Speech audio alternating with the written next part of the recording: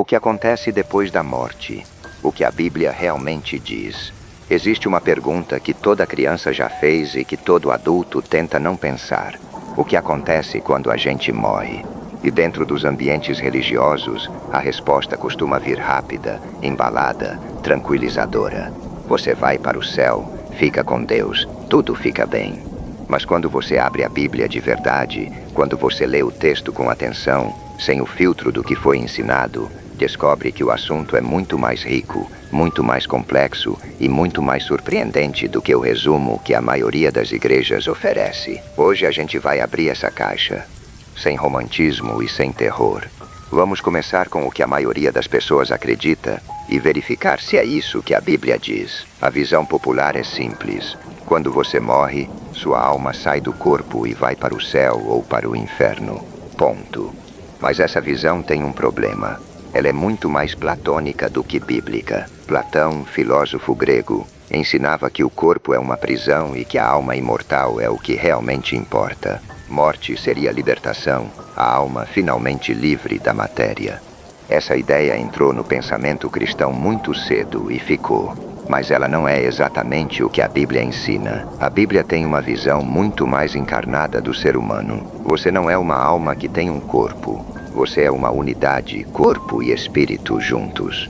E a esperança bíblica não é escapar do corpo para sempre. É a ressurreição do corpo. Isso muda muita coisa. A palavra grega anastasis, ressurreição, significa literalmente levantar-se de volta. Não é a alma voando para longe. É o ser humano inteiro sendo restaurado.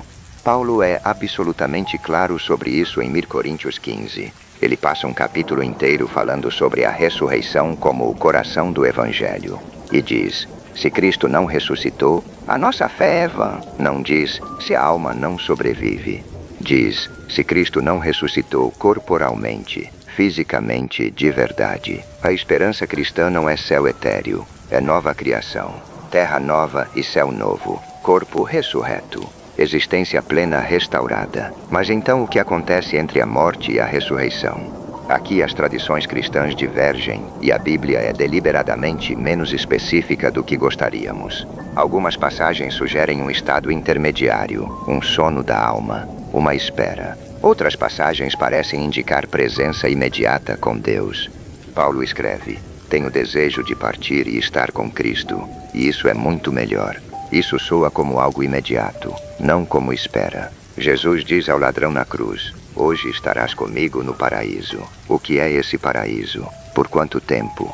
Em que estado? O texto não especifica.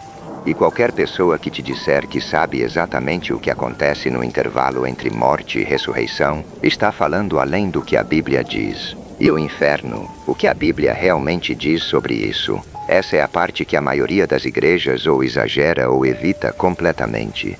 A palavra mais usada no Novo Testamento para o que traduzimos como inferno é Geena. E Geena era um lugar real, o Vale de Hinnom, nos arredores de Jerusalém, onde historicamente crianças foram sacrificadas e que se tornou um lixão permanente, sempre ardendo. Jesus usa essa imagem como metáfora, não necessariamente como descrição literal de um lugar de fogo físico eterno. Dentro do próprio Novo Testamento existem pelo menos 3 visões diferentes sobre o destino final dos que se afastam de Deus. A primeira é o inferno eterno consciente, sofrimento sem fim. A segunda é o aniquilacionismo, os que rejeitam Deus simplesmente deixam de existir. A terceira é a restauração universal, que no fim todo ser criado será reconciliado com Deus. Teólogos sérios, estudiosos das Escrituras, pessoas de profunda fé estão em todos esses campos. E a Bíblia, lida honestamente, tem textos que apontam em cada uma dessas direções. Então o que podemos dizer com mais segurança? A morte não é o fim. Isso a Bíblia afirma com consistência do Gênesis ao Apocalipse. A esperança cristã é encarnada, não é fuga da matéria, mas restauração plena do ser humano inteiro. O julgamento é real, não como vingança sádica, mas como o acerto final entre o que foi vivido e o que deveria ter sido, entre o amor que foi dado e o amor que foi recusado.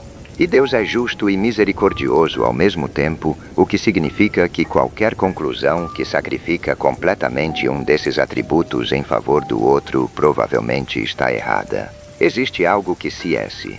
Lewis escreveu sobre isso que ficou comigo.